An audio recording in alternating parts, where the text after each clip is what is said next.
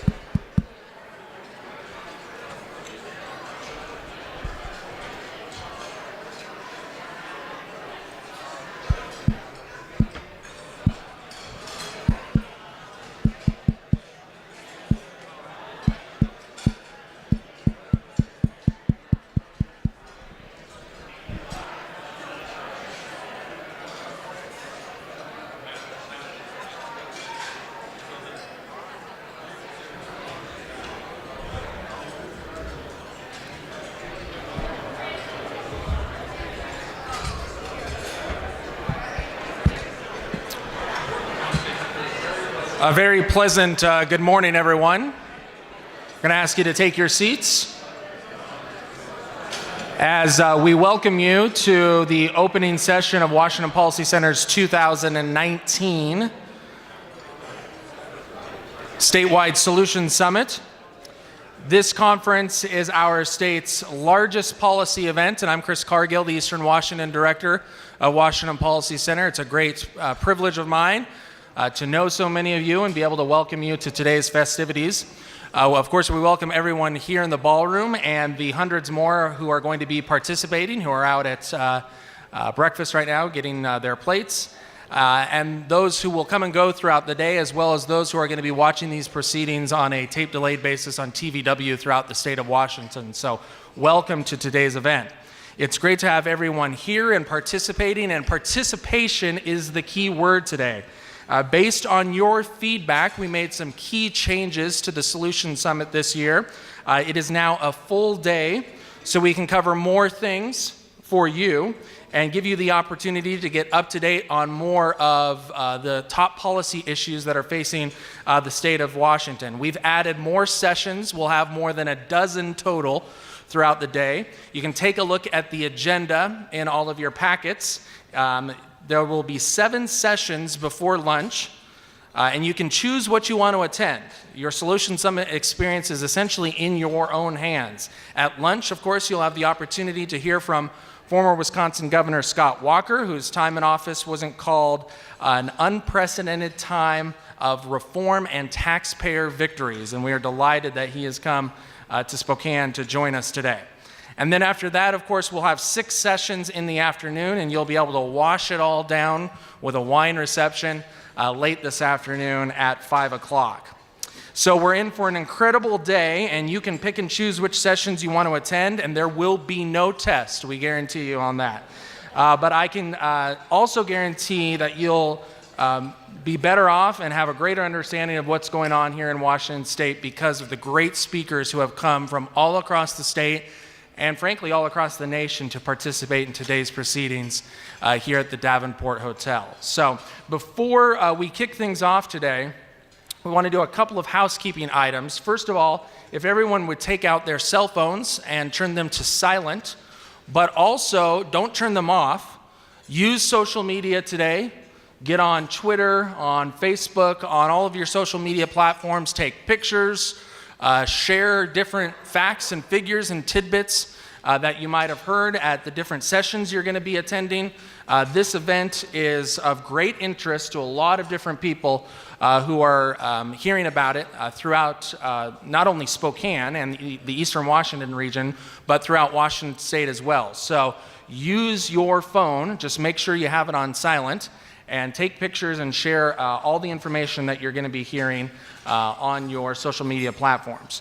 The other thing we want to make sure that you do is take out your packets and put on your name tags. We want to make sure for security purposes that everyone has their name tag on throughout the day so that we can make sure that we have the proper people going into each and every session throughout the day.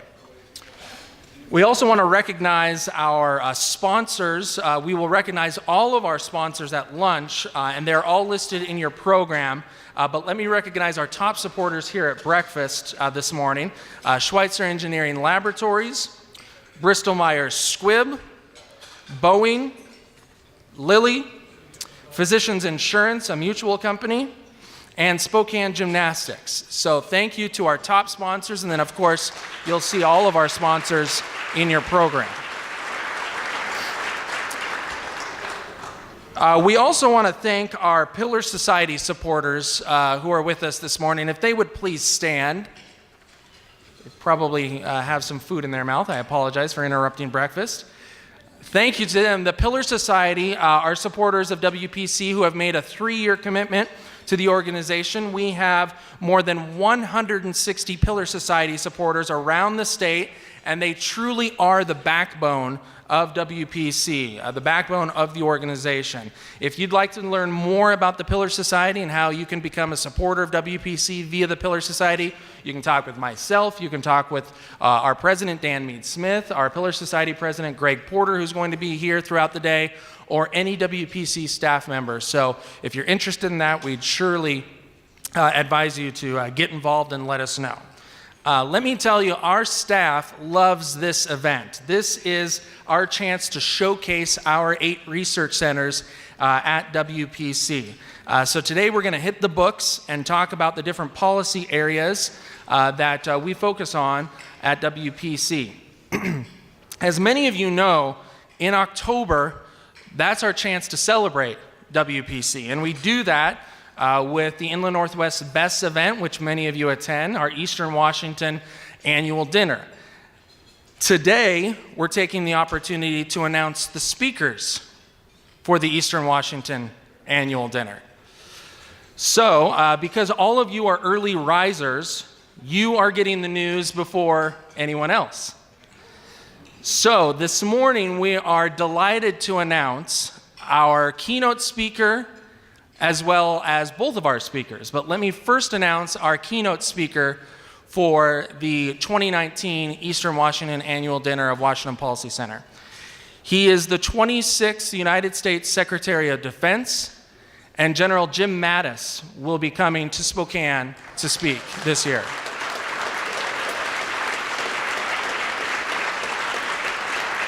As many of you know, he came in 2016 and we gave him our Champion of Freedom Award.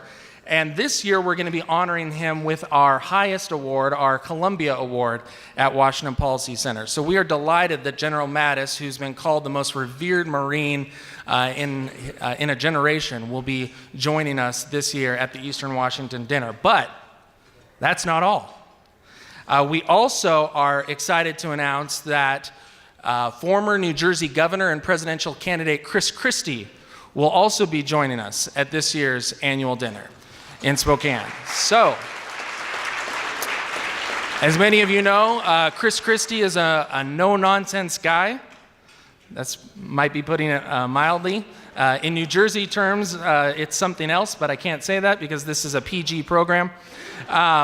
He's a tough leader who's led his state through tough budgets and made key reforms in New Jersey, and he was also not afraid to work across the aisle to get things done. So we are delighted to have both Governor Christie and General Mattis as our keynote speakers at this year's annual dinner. So How do you get registered?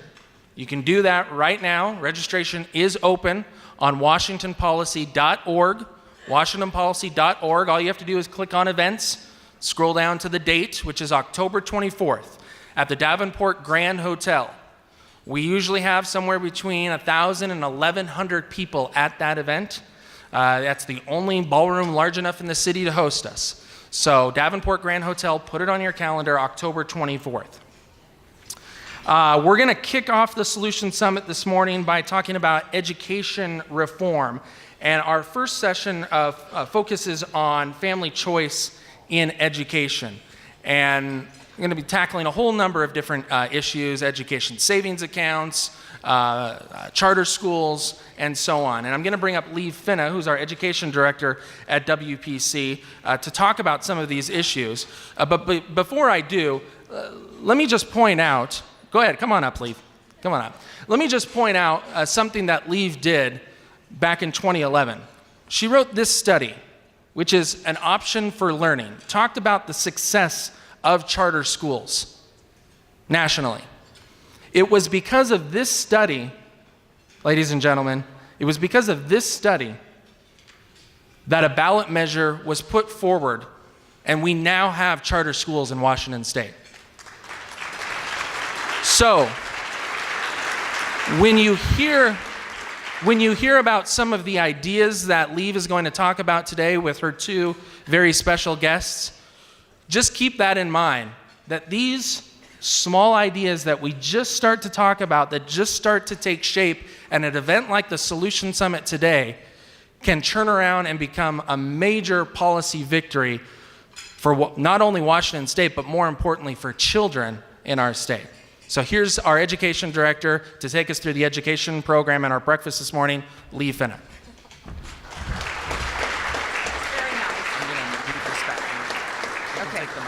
Okay, right. Thank you very much, Chris. That's very nice. Good morning. My name is Finne. I'm the Director for Education at the Washington Policy Center. We have a really exciting hour, 45 minutes, to cover a lot in education. The topic of our morning is family choice in education, what's happening, what we can learn, and what we can do better.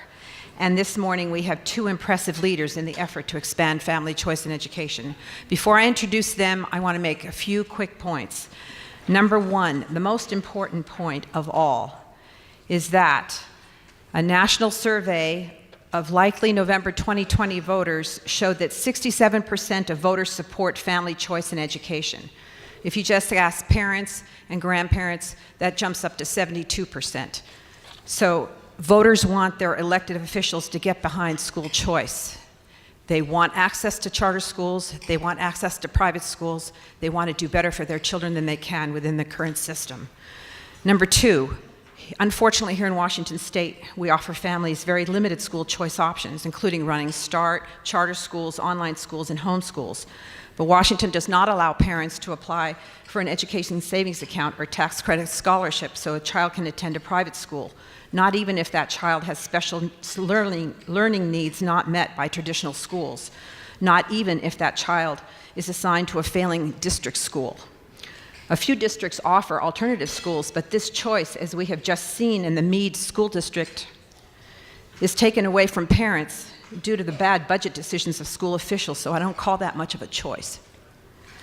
Washington does allow public charter schools, and today we have 12 operating schools. A new school is opening this fall in South Seattle, and right now the State Commission is considering applications for 4 new schools to open next year. That is the most exciting school choice option we've seen in a generation in Washington State, and we have a leader in that movement here with us this morning. Don't forget that Washington State has 250 state-identified failing public schools to which administrators assign 50,000 students every year. We have a very wide gap in learning between low-income minority children and other children. And more broadly, the performance of American students on an international test continues to drop. Money is not the problem. The legislature in Washington just added $4.4 billion to schools. So by next year, on average, we will be spending $16,000 per student in Washington State, more than in most private schools. This is a fact that doesn't get out in the media. Please tell all your friends how much money we're spending in the public schools. The solution is to expand family choice in education. And with that, I'm going to introduce our fantastic speakers who have traveled from Arizona and from Seattle to speak to you. This morning, we will have Senator Sylvia Allen, who represents Arizona's Legislative District 6 in northern Arizona. She is the chair of the Senate Education Committee, where she is a stalwart in the fight for giving students a strong public education. She is also President pro tempore of the Senate, Vice Chair of the Water and Energy and Government Committee, and is also a member of the Appropriations Committee. This session, she sponsored Senate Bill 1395 and 1396 to expand access to education savings accounts to the people of Arizona. These accounts currently serve 6,000 mostly special needs students, and they give parents an average of $13,400 to use for carefully defined educational purposes, including private school tuition, online education, tutoring, or future educational expenses. While chairwoman of the Education Committee in 2017, Senator Allen founded and opened George Washington Academy, a public charter school in Snowflake, Arizona, on top of all of her other work. She's also a small business owner, a real estate broker, and the mother of 5 children and grandmother of 19 children. Please welcome Senator Allen. Why don't you come up? We can give her a nice hand.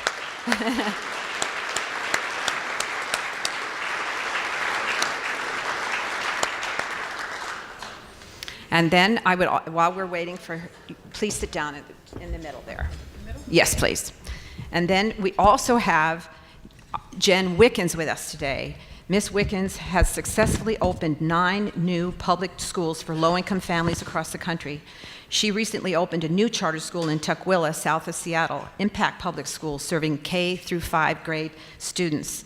Prior to opening Impact, she was the Chief Regional Officer for Summit Public Schools, which has opened 2 charter schools in Seattle, Summit Sierra in the International District and Summit Atlas Charter School in West Seattle.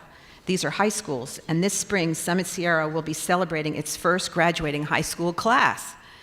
Ms. Wickens is also the founder of Impact Academy, an Envision Charter High School in Hayward, California, which continues to be one of the highest performing schools for low-income minority students in the Bay Area. Please welcome Jen Wickens.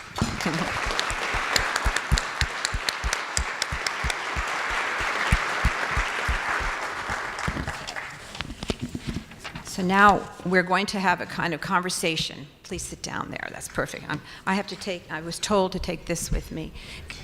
Yes, that'd be fine. Oh, shoot. How do you? Just take the whole thing. Okay.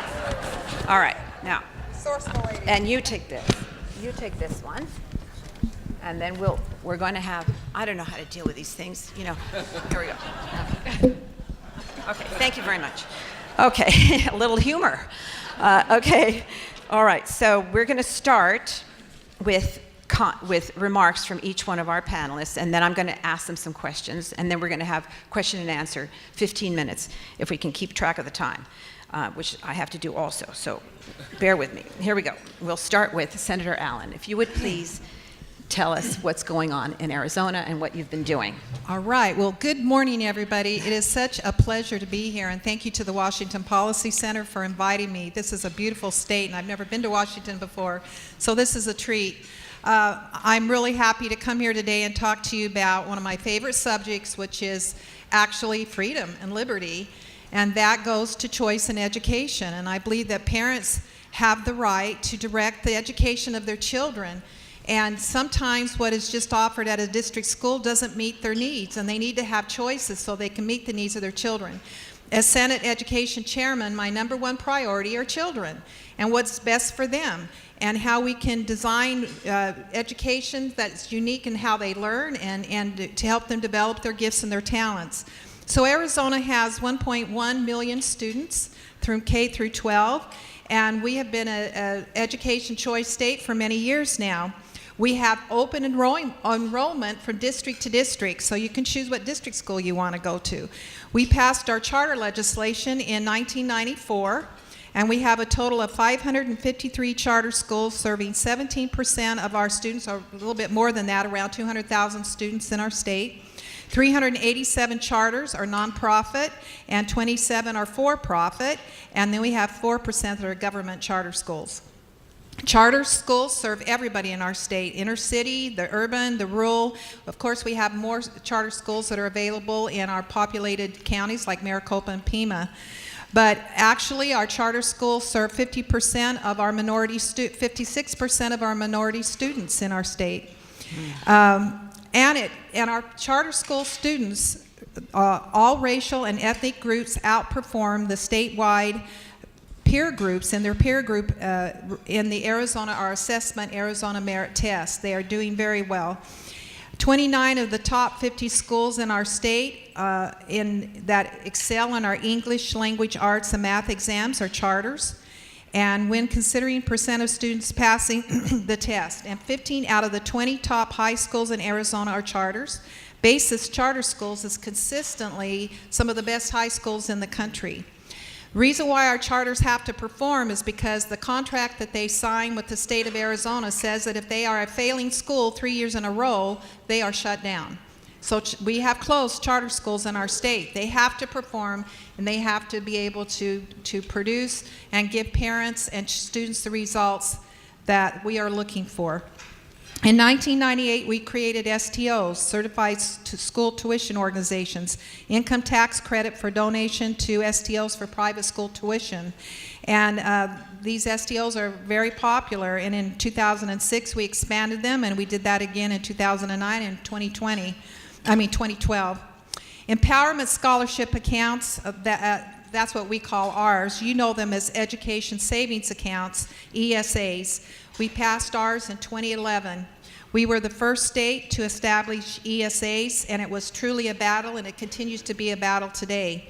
The courts ruled that the state could give the money to the parent, and then the parent had the freedom to design the unique education needs for their child, including using a private school. Arizona ESAs are limited to the following students: a child who has been identified as having a disability, a child that has been attending a failing school, a juvenile who's a ward of the court, a child whose parent is active duty military, a child who resides within the boundaries of an Indian reservation. In 2017, we expanded the ESAs to include all children, K through 12, but with a limit on how many of those scholarships could be handed out, and that was 32,000 students. However, the teacher union and other education groups were able to get enough petition signatures to place Prop 305 on the 2018 ballot, and millions of outside dollars came into our state to defeat our expansion of our ESAs. But however, today we still have our original ESAs, and we have about 6,000 students who are taking advantage of our ESA accounts. Just to end my remarks, when I had the hearing on the expansion of the ESAs, I wish you could have all heard the testimony from students and their families. The room was just packed with success stories of how these scholarships had changed families and students. One that will always stand out in my mind is a young man and his family drove 5 hours from the Navajo reservation, and he got very emotional as he said how he had been in a gang and doing drugs and just not going anywhere in his failing reservation school. And when he was able to get a scholarship, he was able to then switch to a private school. And he said, now today, and this is where he got very emotional, he says, I'm the first one in my family that's been accepted to a college, and I'll be going on with my education. That's what choice in education is about, ladies and gentlemen. It's about the ability to affect the lives of individual children and find what will work for them and what will motivate them and what will help develop their gifts and their talents. And so our children are our future, but choice in education will help make their future. Thank you. Thank you very much.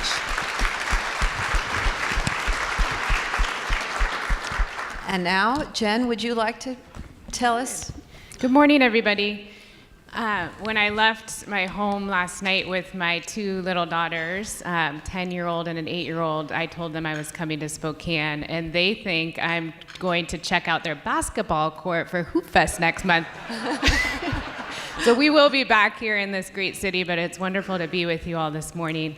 I am, as Leave said, been involved with charter schools in Washington State from the very beginning. I am actually born and raised in Washington, care deeply about our public education system here.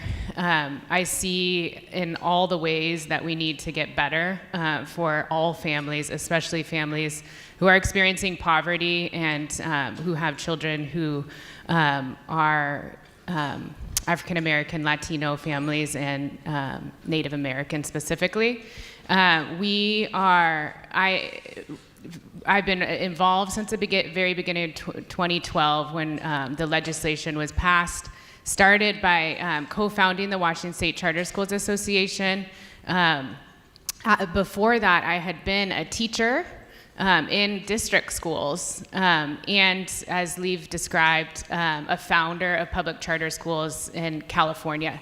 I have seen both systems and am right now committed my entire professional career to ensuring that all families across our state have choices. We are currently on a mission to expand the Washington charter school options across the state with a new organization called Impact Public Schools.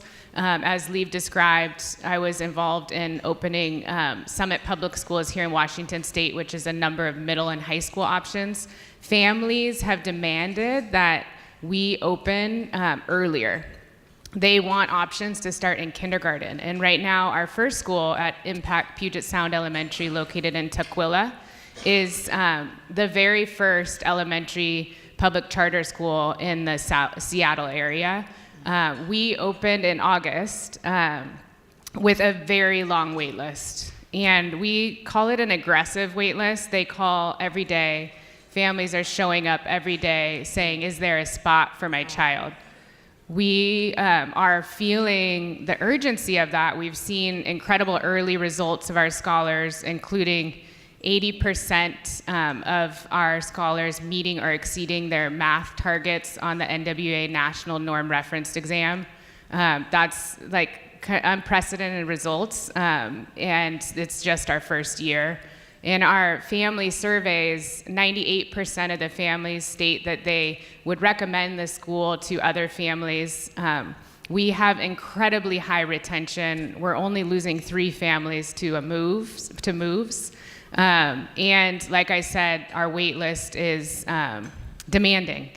So we are on a mission to thoughtfully and quickly expand options with a charter application in for our second school to open in Southeast Seattle in the fall of 2020. Our big vision is 8 schools across Washington State in the next 6 to 7 years, 4 in the South Puget Sound area to meet the demand we see, and then 4 actually here in Eastern Washington. Oh, that's exciting. I didn't know that. Fantastic. Very good. Well, I think the best way to do this is just to ask you both a question, and then we'll just discuss it until our time is up, which is, according to my schedule here, 8:20. So we have 20 minutes to talk. So let's first ask Jen. So tell me, what are the main obstacles you encountered to opening a charter school? What are the problems you face? Yeah, I think opening public charter schools in Washington is a rigorous process, which we actually want here. We only want high quality public charter schools here in Washington State. It's a long process to get authorized. You write a 800-page application, you have a capacity interview with your school board, and then you pack a room to show community support, and then you're authorized. But that is a thumbs up. I think that the challenges that are really kind of stacked against us, 2 things. One is we receive state and federal funding just like other public schools do in Washington State, but we do not receive levy funding. So that's roughly 30% of our funding. So we're actually operating on considerably less than the district schools. And, you know, frankly, held to higher standards. As you know, charter schools allow flexibility, but we're held to higher expectations, both academically, operationally, and financially. The second pain point right now is we do not have any additional funding for facilities. So finding facilities and then organizing financing for them is very challenging, and it requires a strong entrepreneurial spirit, which we've been able to do and are committed to. But to really expand charters across Washington state, we will really need to collectively address those two issues to ensure all children are getting equitable funding. That's very important for everyone to know, that charter schools are not getting the same funding as traditional schools in our state. Now, Senator Allen, you were speaking about the challenges you face in expanding choice for parents in Arizona, and there are legislators in the audience, there are influential members of the public. Tell us what your problems are in Arizona. Thank you. In the last couple of years, there has been a huge effort, I guess I use the term on the left, to try to get rid of choice in Arizona, to regulate it out of existence. And it's kind of strange. Like I said, we've had charter schools for over 20 years, and it's been pretty quiet. And then all of a sudden, this opposition started. And so now the charter community and the choice community, parents are waking up to the fact that their freedom with being able to decide where to put their children is going to be challenged. And so now the state is kind of, there's a movement in my state kind of coming back around to fight and stand up for parents' rights and choices for their children. So my advice is to absolutely go to the parents. You have to ask the parents, do you believe, and when the Prop 305 was on the ballot, and I was trying to counter and try to keep the expansion there, when I was able to talk one-on-one with parents, do you believe that you have a right and a responsibility to direct the education of your child? Every single parent would say to me, yes. I said, well, there are people that believe that government are in charge of education for your child, and they make the choices for you because they think they know better than you.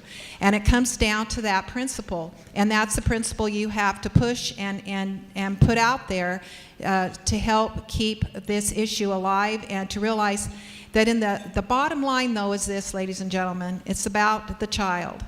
We have over 1 million children that we have to educate in Arizona, but they're individuals. They're unique. They have different ways of learning. They're at different stages of learning. Different things work for them. And if we don't have choice, we can't meet those needs. So it's not about money, it's not about power, and it's not about institutions. It's about the children. That's excellent. Could I ask you a follow-up question? Yeah. The trouble that you've had getting your message out because of the media. Yes.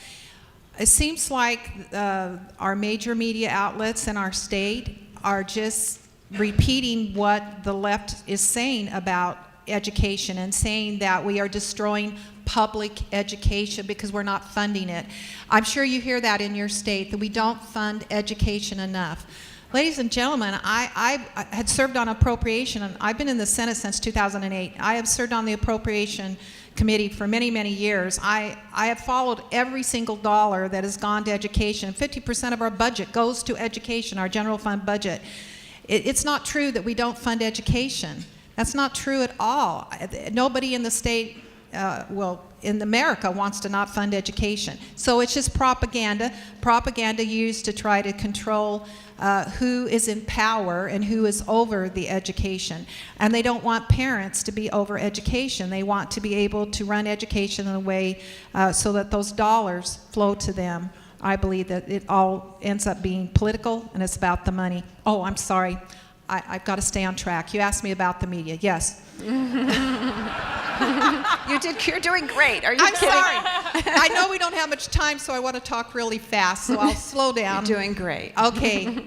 What we've had to do is develop our own way to get our message out. And we talked about social media today when you were up here, about going on your Facebook and Twitter and whatever you do.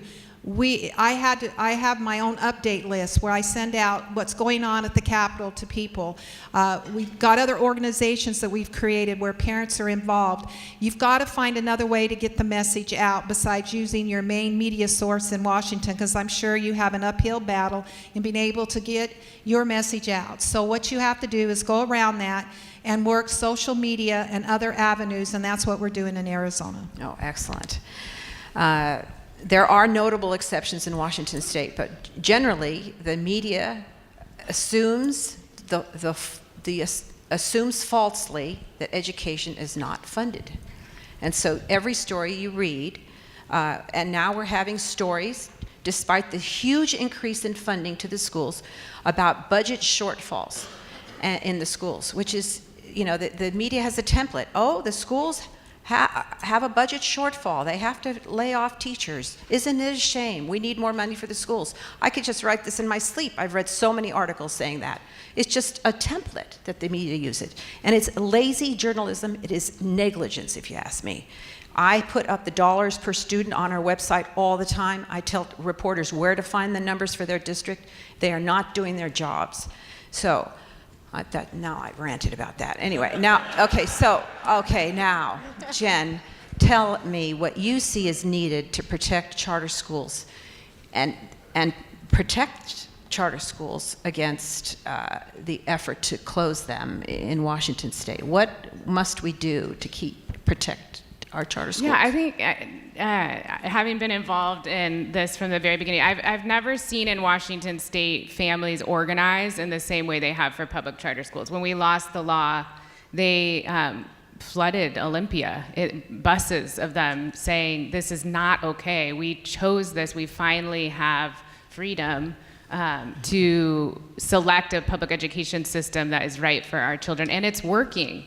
The Summit Public Schools, they're about to graduate, like she said, their first graduating class of seniors, and their goal is to get 100% of them to four-year colleges. They're well over 90% right now and tracking towards 100%. So that has never happened in Washington State before, and the majority of the students are, many of them are receiving free and reduced lunch, so experiencing poverty.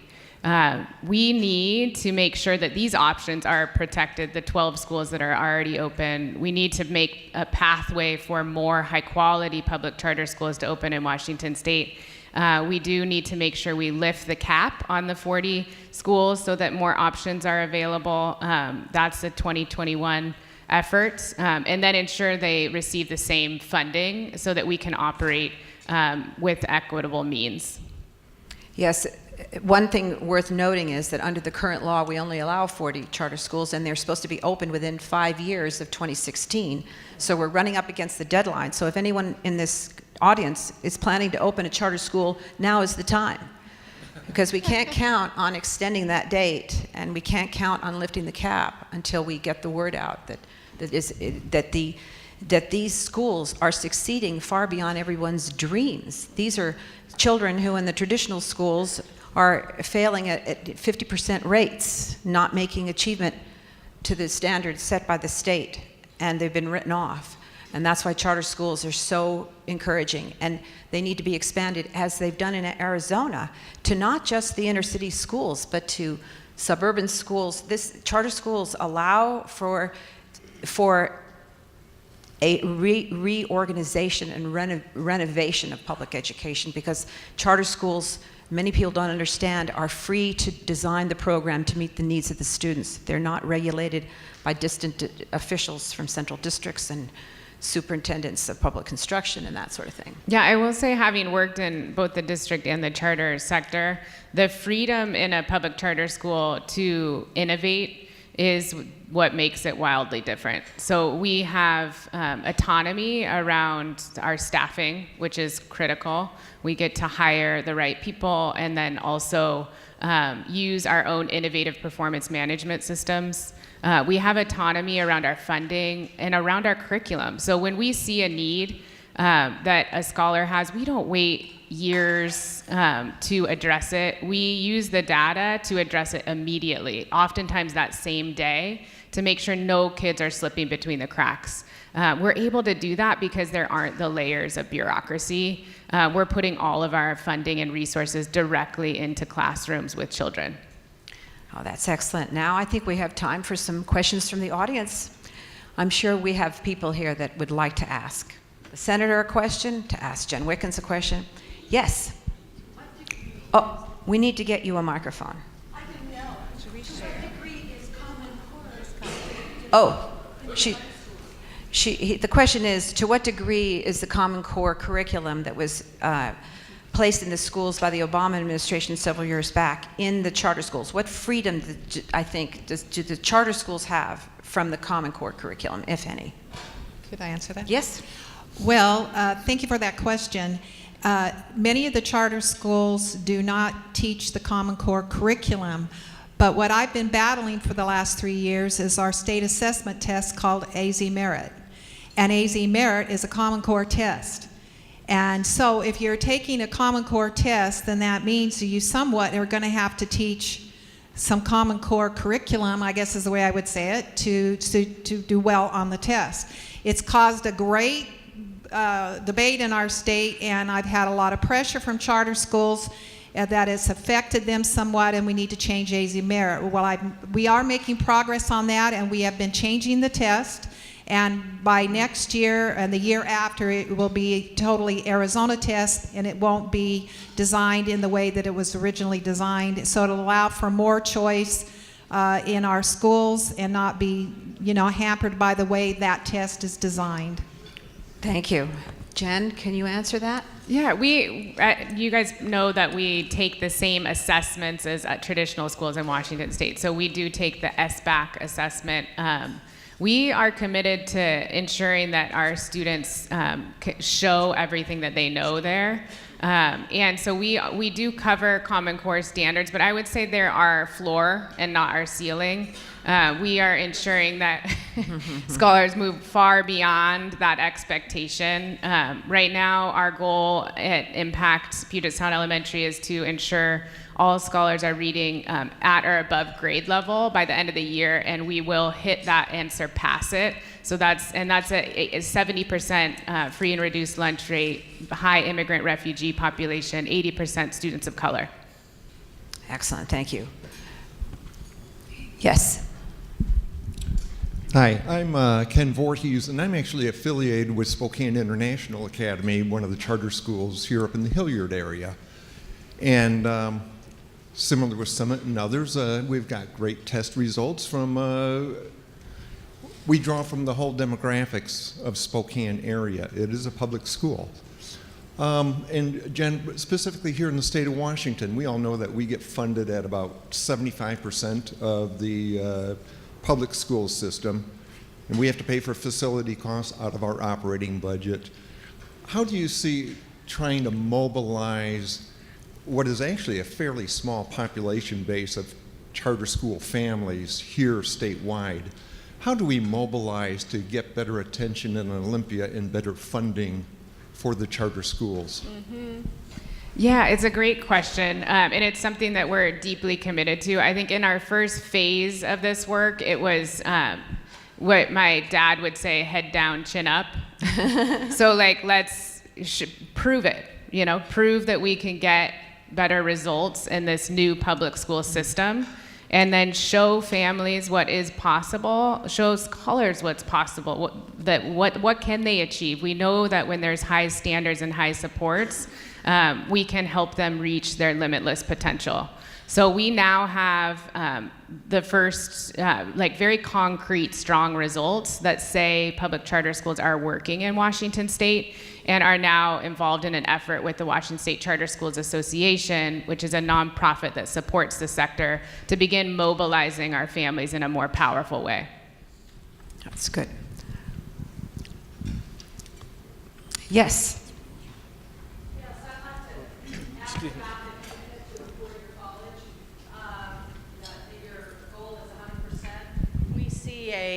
A huge exodus from the trade schools and the trade occupations that are in desperate need across our country. And those jobs are waiting, and there's a huge gap in those retiring and those being trained in new technologies to continue that. Why would your goal be 100% access or 100% goal to a four-year college? And then also, do you have any commitment to the skills program, which is a huge boost to any interest in the trade occupations? Yeah, it's a really good question. I'll start and then I'm... Yeah, sure. Okay, yeah, I'm so sure. we, at Impact, so speaking from Impact Public Schools, we believe that the system should not choose for the child or the family, but the children and the families should choose for themselves. So we believe that we need all kinds of jobs and should be preparing children for the future of work, but that all students should be prepared in public education to go to a four-year college should they choose that.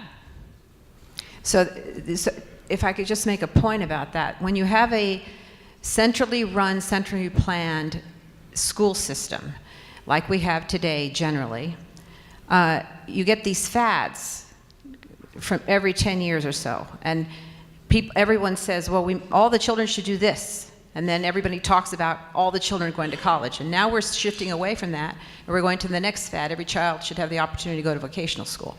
Well, that's why charter schools are so great, because they're not subject to the same kind of, centrally planned, one-size-fits-all thinking.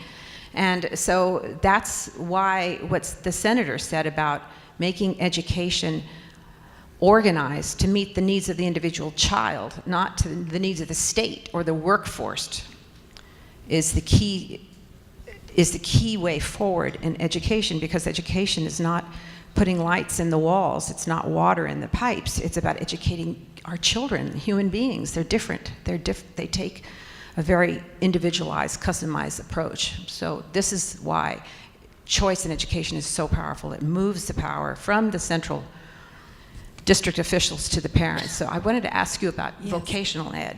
Thank you very much. And I really agree with the premise that not every young person needs or wants to go on to college, but every young person leaving high school should be directed and on their path to doing something. We have what we call CTEDs in Arizona, and the one up my way, I'll use an example, it's NAVIT, Northern Arizona Technical District, and these CTEDs partner with the community colleges, and they partner with businesses, and they develop workforce development programs where our young people can sign up as juniors in high school. Say they want to go in automotive repair. They're desperate. It's all computerized now, and they can leave high school with a certification, a national certification. They can get a job. They can walk right into a job. Welding. I could tell you the success story with my grandson, who is to this day is doing very well with welding. He walked right out of high school with the national certification. We need to really focus on this. This is another avenue that I think is very important, and we're working very hard on this in Arizona. That's good. That's great. Yes. I want to go back to the facilities issue, because I'm also affiliated with the school in Hilliard, and we had the highest test scores with the poorest zip code in the state. And yet, we just passed a bond for our District 81 to build 6 $80 million middle schools, and we have no facilities funding. We had the heat go out in the kindergarten, first grade little annex building, and we had no funding for it, and they said it's as is. This is a public school. We have the kids succeeding in a really high needs district. The budget's done. The legislatures, because of the union funding of all our legislators that basically are just pro WEA, we got nothing. And so for 2 more years, we're just really living in 2 different, old church school buildings that were so, we're starving, and yet we're succeeding, and the kids are doing fabulously. But, I don't know how long we can, pay the teachers less for longer hours with higher need kids. What do we do in the short term to try and get funding? We actually found a building where we could be in one place, because it's higher cost to have 2 facilities, but we couldn't fit. We have 500 kids on our waiting list, and yet we have this dilapidated 2 buildings. What do we do in the short term? We don't have an answer for you, Anne. Unfortunately, because we don't have people representing us in the legislature that are trying to deliver fairness and equity for charter schools, and it's a disgrace, and it's a lawsuit in the making, if you ask me.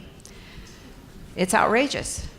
If I can make a comment, we have some school facility available within the district, different areas that we've had to actually try to run legislation getting the districts to rent them to charter schools, because charter schools do have a difficult time coming up with their capital and being able to build, and so they're usually leasing buildings, and It's very difficult because in Arizona, we do not provide tax dollars for capital for them, and they don't get local property tax, as you stated here in Washington.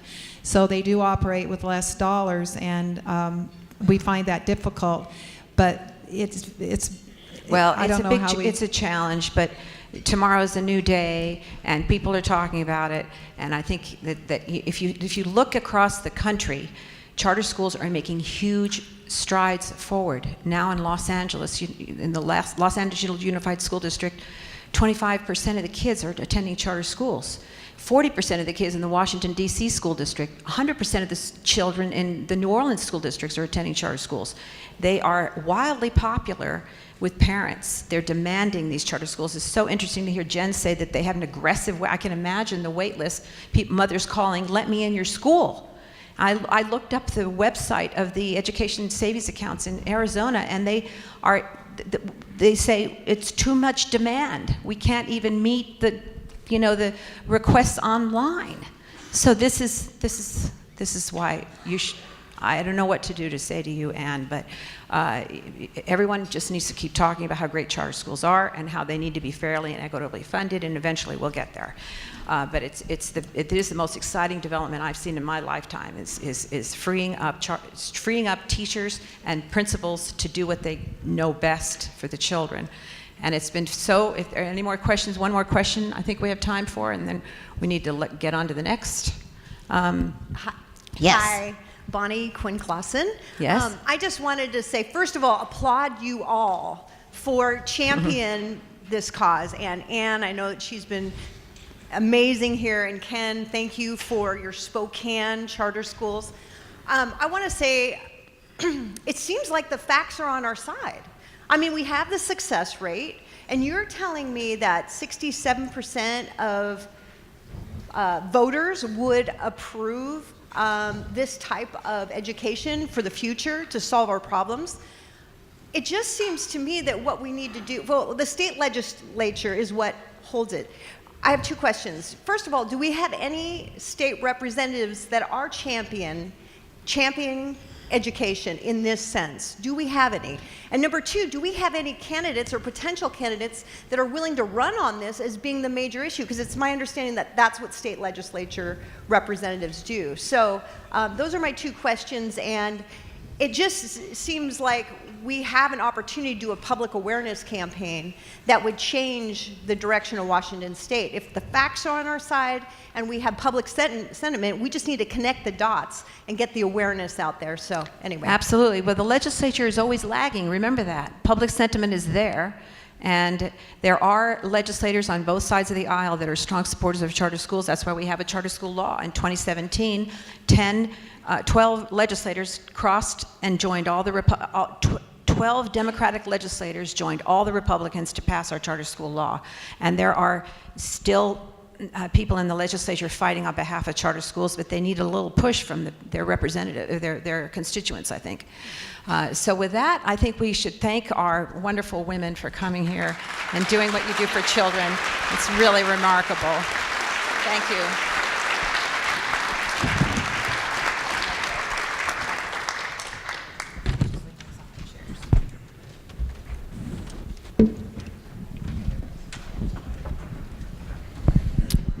Well, let's thank our education panel one more time.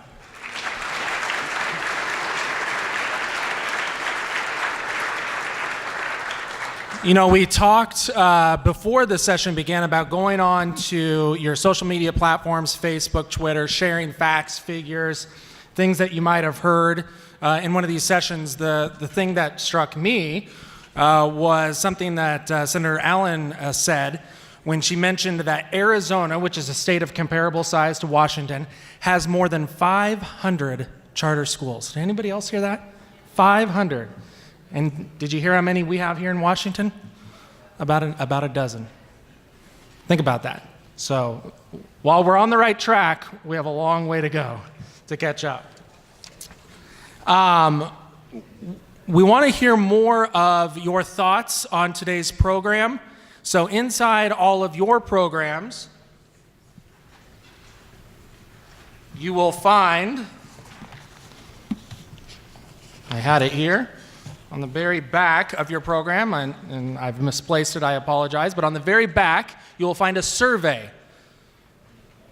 Look on the very back of your programs. If you can take that with you, of course, today and fill it out as you go to your different sessions, and let us know what you think about the different sessions. That will be your opportunity to give us your feedback so we can plan for next year's event and the events thereafter. It's very, very important that you give us your feedback on today's Solution Summit so we can further plan for the upcoming Solution Summit events in 2020 and thereafter. So please keep that in mind as you go throughout the day and go to each of your Solution Summit breakout sessions as well as the policy sessions, which will begin here shortly. Also, if you are not already a member of Washington Policy Center, or even if you are a member of Washington Policy Center, we would surely appreciate you considering making a tax-deductible contribution to WPC, which you can do with these cards, which are on all of your tables today. Inside, you have the different options to sign up to be a supporter of WPC. Please consider doing that and placing them all in the red envelopes that are in the middle of your tables. You can also look at the Pillar Society brochures, which are listed in the middle of your tables as well. And again, if you want more information on the Pillar Society, just see myself or our president or Dan or any WPC staff member throughout the day.